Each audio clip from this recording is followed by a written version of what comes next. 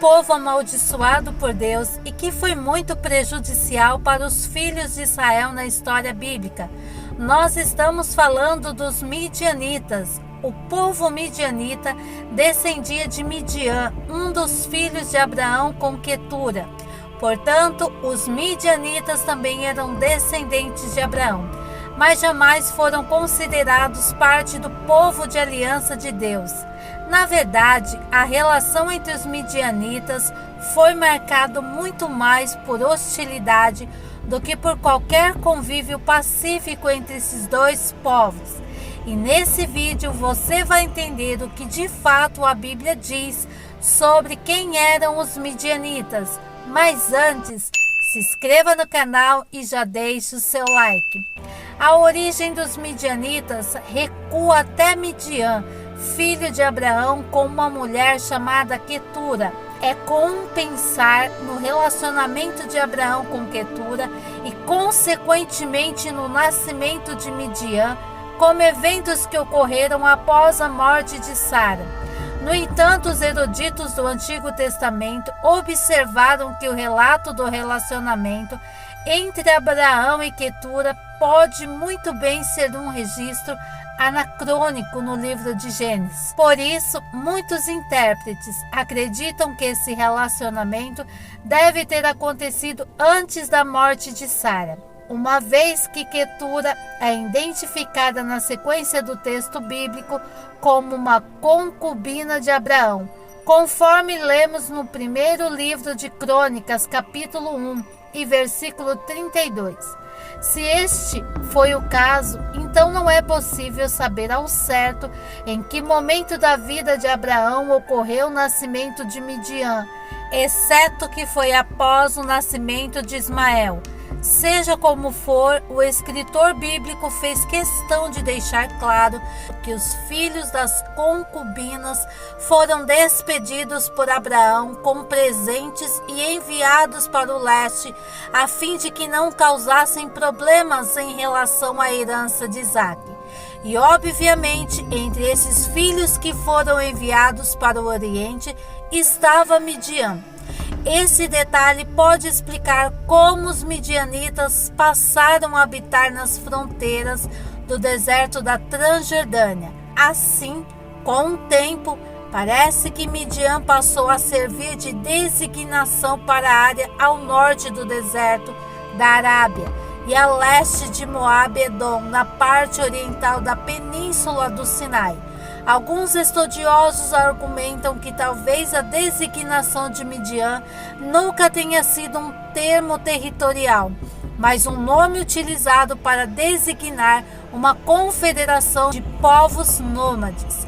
Na Bíblia, em várias ocasiões, os midianitas também aparecem em íntima associação com outros povos descendentes de Abraão.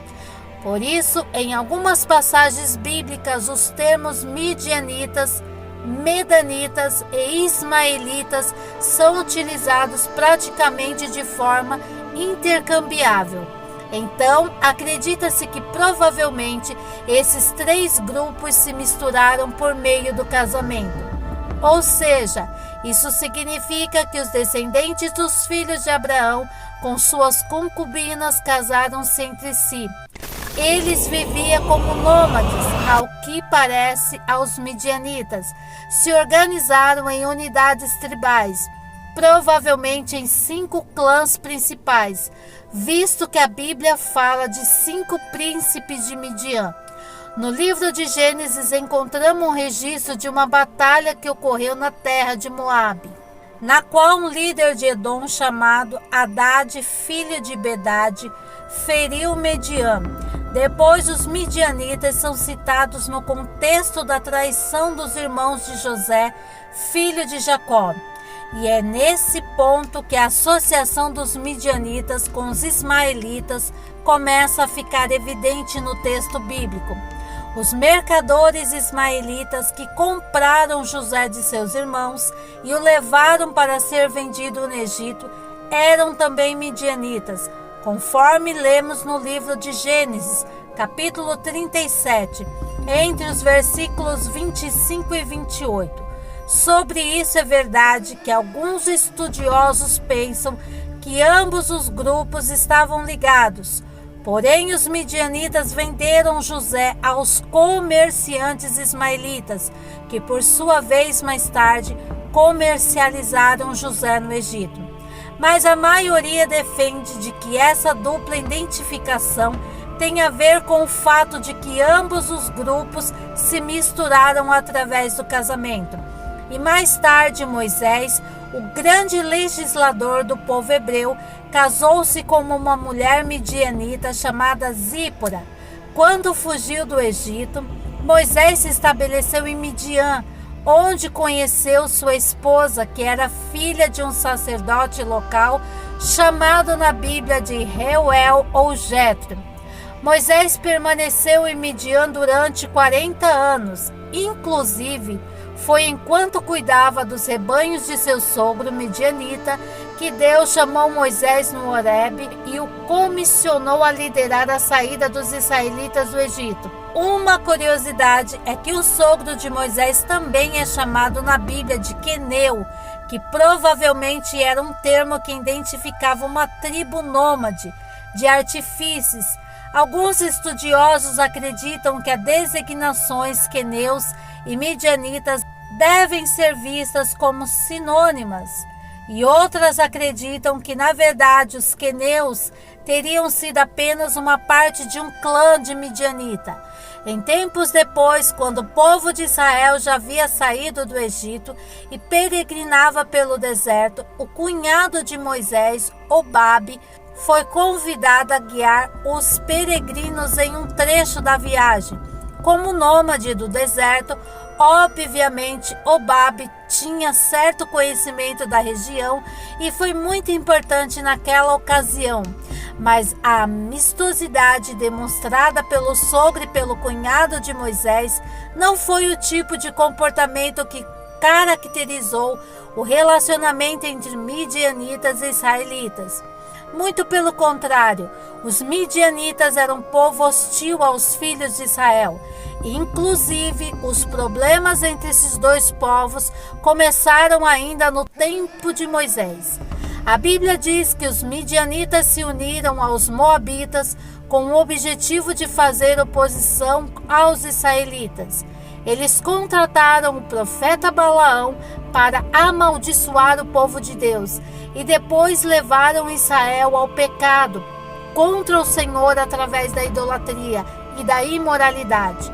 Foi nessa ocasião que os midianitas basicamente foram identificados como um povo amaldiçoado pelo Senhor.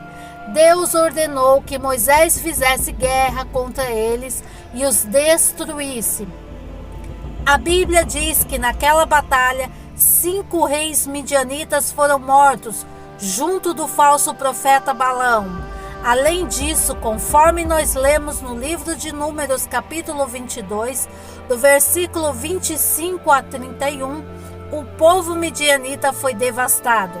Os homens midianitas de todas as idades foram mortos, além de todas as mulheres casadas, pois elas foram parte importante do plano que fez com que os filhos de Israel se desviassem para a imoralidade.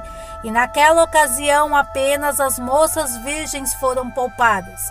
Porém, ao que parece, aquele massacre não significou o fim dos moabitas.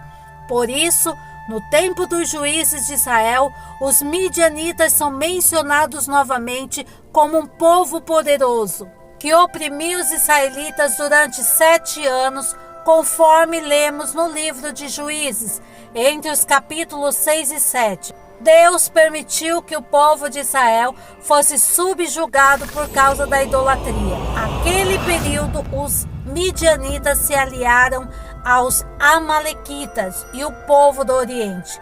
Promoveram uma opressão contra Israel que realmente causou grandes problemas. Eles eram muito numerosos, usavam camelos e saqueavam tudo o que podiam, deixando os filhos de Israel empobrecidos, sem rebanho e sem mantimento. A situação era tão complicada que os israelitas tinham de se esconder dos invasores em cavernas e outros esconderijos nas montanhas. Todavia, quando os filhos de Israel demonstraram arrependimento e clamaram pelo socorro divino de Deus, Deus levantou Gideão para libertá-los daquela opressão. Foi nesse contexto de conflito contra os midianitas que ocorreu a emblemática batalha em que, de forma sobrenatural, Deus deu vitória a Israel. Gideão liderando um grupo de apenas 300 homens. Inclusive, os israelitas despojaram os midianitas, tomando deles vários utensílios, como, por exemplo, argolas de ouro. E o fato de os midianitas possuírem esse tipo de objeto é mais uma característica que evidencia a associação dos midianitas com os ismaelitas. No texto bíblico, esse acontecimento notável contra o povo de Midian foi relembrado em outra ocasião ao longo da história de Israel, sendo citado, por exemplo, nos Salmos e nas profecias de Isaías. Depois disso, os midianitas continuaram existindo, mas perderam muita relevância.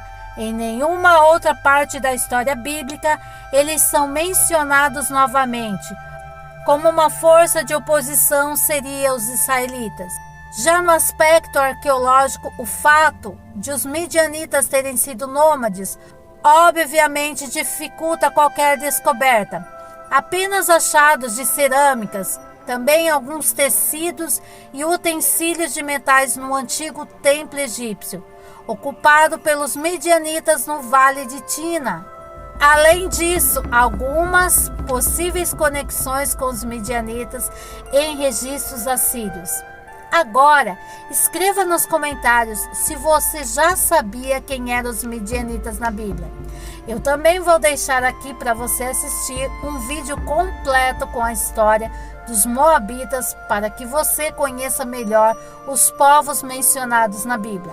E é claro, se você gostou desse vídeo, não se esqueça de deixar um comentário e se inscrever no canal. Deus te abençoe e até a próxima!